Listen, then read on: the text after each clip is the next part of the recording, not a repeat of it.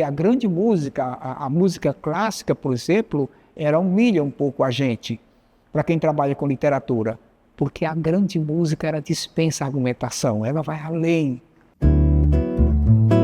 A cultura sempre esteve em crise, ou seja, crise no sentido bem de Krieine, de momento em que, no mundo médico é assim, um doente crônico, um doente em crise, é que ele chega no momento em que ele ou parte para a morte, ou então ele se recria e se refaz. O organismo cultural é a mesma coisa. Estar em crise é próprio da literatura, porque a linguagem está permanentemente pondo em crise a sociedade.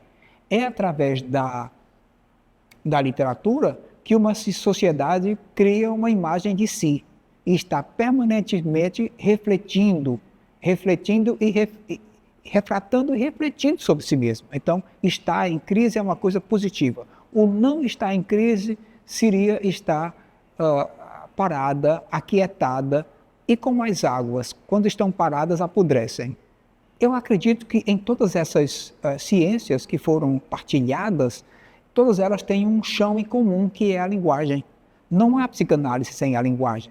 Não há sociologia sem a linguagem. Enfim, a história também é um discurso sobre, certo?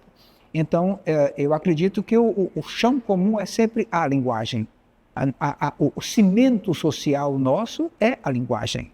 É isso que nos torna humanos. É porque nós refletimos, não só usamos a linguagem, mas porque nós refletimos sobre o que fazemos, sobre os nossos sonhos, sobre as nossas possibilidades, tudo através da linguagem. Então, ela é fundamental porque ela é aquele que faz conexão com todas as manifestações culturais. A própria música, eu tenho um despeito um pouco especial com relação à música, porque a grande música, a música clássica, por exemplo, ela humilha um pouco a gente, para quem trabalha com literatura, porque a grande música ela dispensa argumentação, ela vai além da literatura. Uma grande sonata dispensa argumentação, dispensa palavra, certo? Mas a literatura não, a literatura quer ser música. É também como a música também quer ser dita, ela é uma linguagem.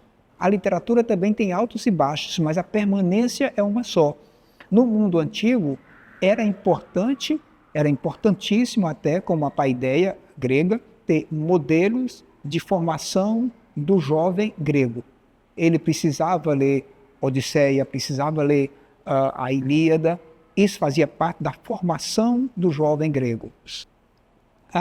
Se a gente retomar a Adab no mundo árabe, era também um grande manual de conduta do pessoalzinho mais jovem.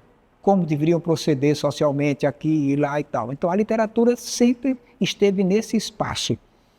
A diferença é que ali era uma coisa mais diretiva e tal.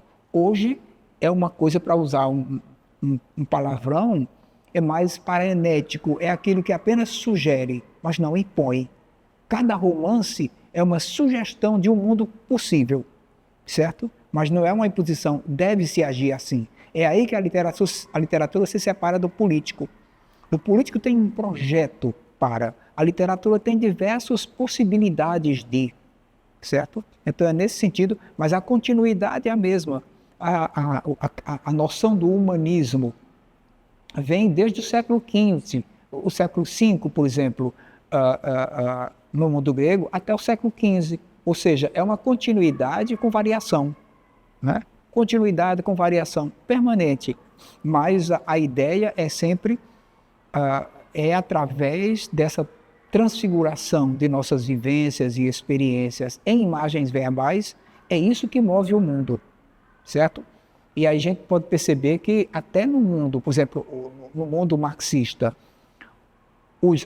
as grandes teorias marxistas não mudaram tanto o mundo como o marxismo supostamente dito utópico, como Fourier.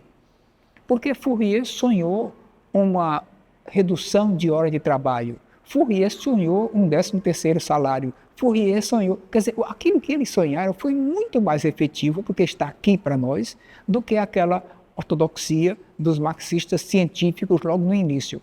A largueza maior veio justamente do que